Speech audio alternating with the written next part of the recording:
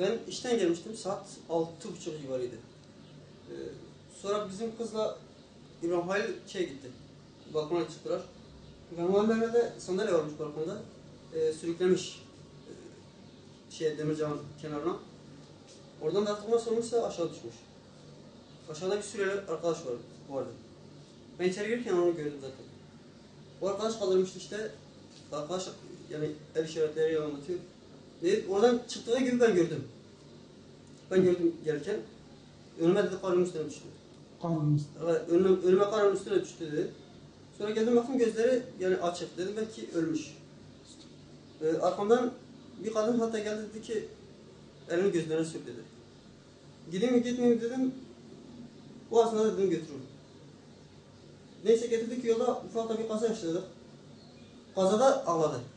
Kaza yaptım ağladı. Sesini duydum içime geldi. Doktor filmlerini çekti işte. Filmlerde çok iyi çıktığını söyledi. Beyin filmi, iç organ filmleri.